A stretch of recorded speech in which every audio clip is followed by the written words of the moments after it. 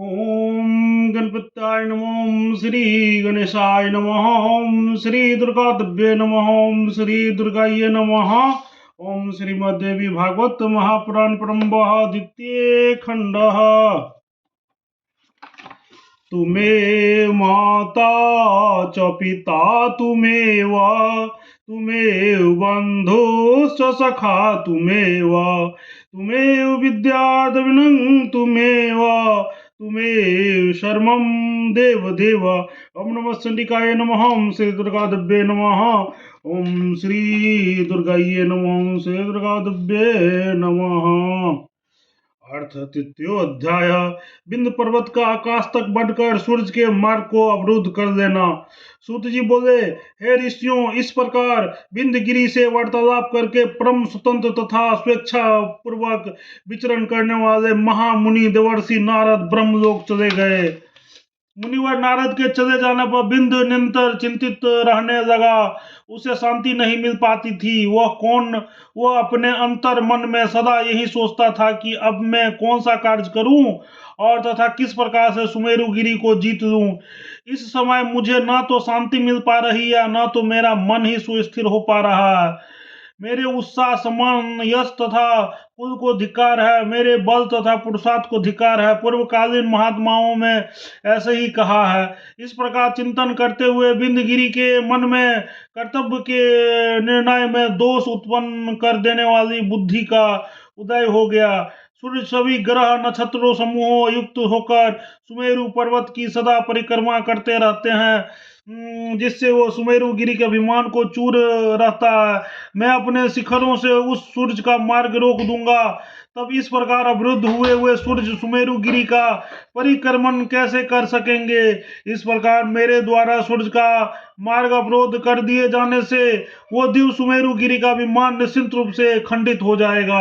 ऐसा निश्चय करके बिंदगिरी ने अपने शिखा से आकाश को छूता हुआ बढ़ने लगा। अत्युच्च श्रेष्ठ शिखरों से संपूर्ण आकाश को व्यापक करके व्यवस्थित हो गया। वो प्रतीक्षा करने लगा कि कब सूर्य उदित हो और कब मैं उनका मार्ग अवरुद्ध करूं। इस प्रकार उसे सोचते सोचते वो रात्रि व्यतीत हो गई। विमल प्रभात का आगमन हो गया।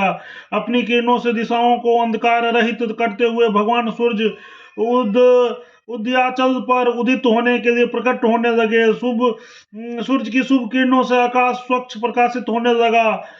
कमलदीनी खिलने लगी और कुमुदिनी संकुचित होने लगी। सभी प्राणी अपने अपने कार्य में लग गए।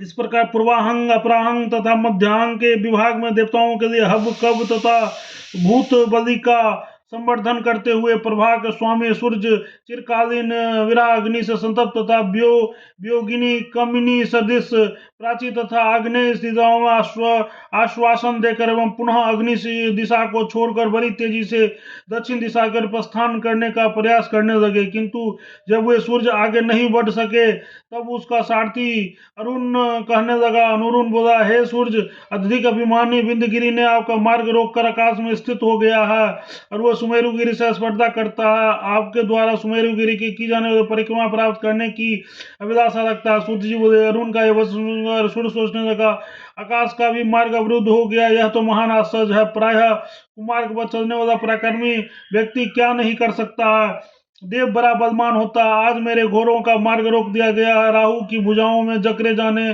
पर जो क्षण भर के लिए भी नहीं रुक सकता था, वो मैं चिरकाल के अवरुद्ध मार्ग वाला हो गया हूँ। बलवान विधाता अब न जाने क्या करेगा।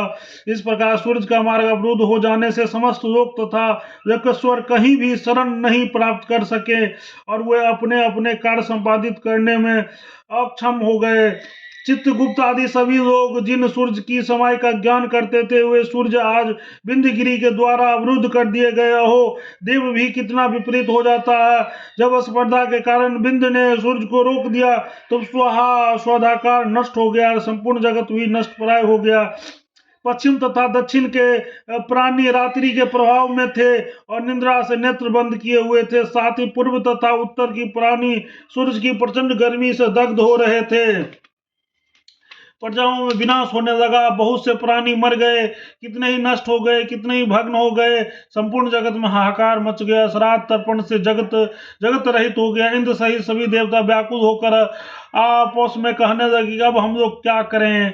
इति श्रीमद्देवी भागवत महापुराण दशम स्कंदे देवी महात्म्यं विंध्योपाख्यान वर्णन नामक तृतीयोध्याय। ओम तत्सत। प्रेम से बोलो जगत जननी जगदम्बा माता की जय। जय दुर्गा मानी। हर हर महादेव।